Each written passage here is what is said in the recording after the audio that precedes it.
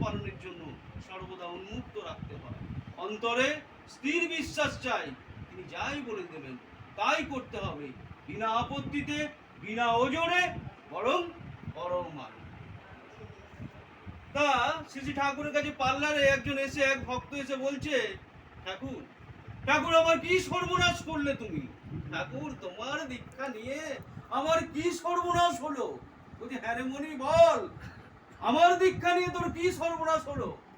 ঠাকুর আগে আমি 9টার সময় ঘুম থেকে উঠতাম, কোনোদিন ভোরের মুখ দেখিনি। 9টার সময় ঘুম থেকে উঠে আমি চা খেতাম বিছানায় বসে, একটা ধূমপান করে, তারপর আমার সকাল শুরু হতো। তোমার দীক্ষা নেওয়ার পর আমি প্রত্যুষে সকালে উঠি, ইষ্টভীতি করি, তারপর থানকুনি পাতাকে জল খাই। তুমি আমার কি সর্বনাশ করলে ঠাকুর? বলছি, বল রে মনি বল, আর আর আরো কি কি তোর সর্বনাশ হয়েছে? ঠাকুর আমি যখন বেরোতাম তখন আমি ট্রেনে বাসের কোনো ভাড়া দিতাম না, আমি তখন কোনো ফাঁকি মারার চেষ্টা করতাম না। আমি তোমার দীক্ষা নেওয়ার পরে জেনেছি যে ফাঁকি দিলেই ফাঁকে পড়তে হয়, তার জন্য আমি এখন ট্রেনে ভাড়া দিই, ট্রেনের টিকিট কাটি, বাসের ভাড়া দিই। উনি আর কি কি তোর সর্বনাশ হয়েছে? না বলছে, ঠাকুর তোমার দীক্ষা নেওয়ার পর আমার একই হলো। আমি আগে প্রতিটা মেয়ের দিকে তাকাতাম কুদৃষ্টিতে, তাদের দিকে তাকাতাম অন্য নজরে। তোমার দীক্ষা নেওয়ার পর আমি জানতে পেরেছি প্রতিটা মেয়েই মায়ের আরেক রূপ। আমি তাই তাদের দিকে শ্রদ্ধার সহকারে, শ্রদ্ধা যত্ন নিয়ে তাকাই। তোমার দীক্ষা নিয়ে ঠাকুর আমার কি সর্বনাশ হলো? হ্যাঁ রে মনি, তুই প্রত্যেককে বলিস এই দীক্ষা নিয়ে তোর এই সর্বনাশের কথাটা প্রতি দৌড়ে দৌড়ে যেয়ে বলিস, এই আমার দীক্ষা নিয়ে কি হলো। তারপরে আমি আচার্য পরম্পরা বলছিলেন, আচার্য পরম্পরা, আচার্যদেবের একটা কথা, আমরা প্রত্যেকেই আমরা খোদার উপর খোদাগিরি করি, আমরা ঠাকুরের উপর ঠাকুরগিরি করি। আমরা একবারও ভাবতে পারি না, আমরা সবাই বাড়িতে কি বলি? আমি বাড়ির কর্তা। কে কর্তা? আমি কর্তা। একটু উল্টে দিন কথাটা, বলুন আমার বাড়ির কর্তা হচ্ছেন শ্রী শ্রী ঠাকুর অনুকূল চন্দ্র। আমি সেই বাড়ির একটা অংশ, আমার গিন্নি সেই বাড়ির একটা অংশ, আমার ছেলে সেই বাড়ির একটা অংশ। ছেলেকে বলবেন দেখ আমি তো মানুষ, তোর মাও মানুষ, আমাদের মধ্যে ভুলে ভরা, আমাদের বৃত্তি প্রবৃত্তি চারিদিকে আমাদের ঘিরে ধরেছে। আমার দিকে তাকাস না রে বাবা, আমাকে অনুসরণ করিস না, তুই অনুসরণ করবি শ্রী শ্রী ঠাকুর অনুকূল চন্দ্রকে। শ্রী শ্রী অনুকূল চন্দ্র যা বলে গেছেন, শ্রী শ্রী ঠাকুর যা বলে গেছেন, সেটা ফলো করে চলবি, তবেই প্রকৃত অর্থে মানুষ হতে পারবি। আমরা কি করি? আমরা ঠাকুরকে ধরে কি করি? ঠাকুরকে আমরা দাসে পরিণত করি। আমরা ঠাকুরকে একটু বোঝেই বলি, ঠাকুর আমার এই চাই, ঠাকুর আমার ওই চাই, ঠাকুর আমাকে এই দিলে ভালো হয়, ঠাকুর আমাকে এই দিলে। এগুলো আমরা কাকে বলি? ঠাকুর কি আমার কথা শোনার জন্য বসে আছেন? আমি যা যা অর্ডার করব তাই ঠাকুর করে দেবেন? ঠাকুর কি আমার দেখতে পান না আমার কিসে ভালো হয়? ঠাকুর সবই দেখতে পায়।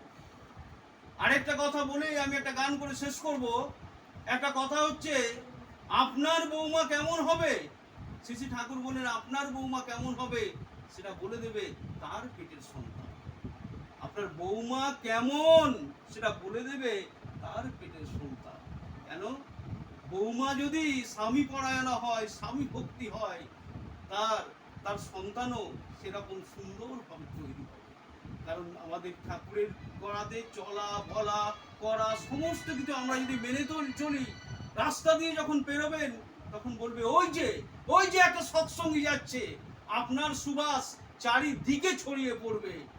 তাই বলি, দে পালে তুলে দে, ওরে হেলা করিস না, দে পালে তুলে দে, ওরে হেলা করিস না, হৃদয়ে মোর দেওঘর আর নয়নে পাওনা, দে পালে তুলে দে, ও মাঝি হেলা করিস না, হৃদয় মাঝে দেওঘর আর নয়নে পাওনা, দে পালে তুলে দে, ও মাঝি হেলা করিস না, হৃদয় জুড়ে দেওঘর আর নয়নে পাওনা, ও আমার হৃদয় জুড়ে দেওঘর আর নয়নে পাওনা, ও আমার হৃদয় জুড়ে দেওঘর আর নয়নে পাওনা।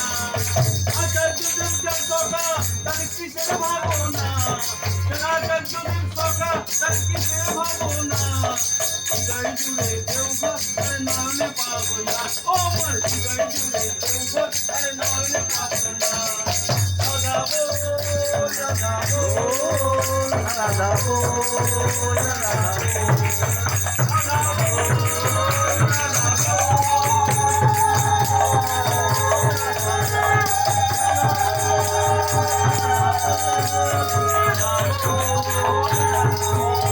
ব্রহ্মা গুরু বিষ্ণু গুরু মহেশ্বর সবার গুরু আছেন বসে তীর্থদেও গুরু ব্রহ্মা গুরু বিষ্ণু গুরু মহেশ্বর সবার গুরু আছেন বসে তীর্থদেও এতে প্রাণ খুলেছে মাঝি খেলা করে না হৃদয় মাঝে দেওঘর আর নয়নে পাবনা।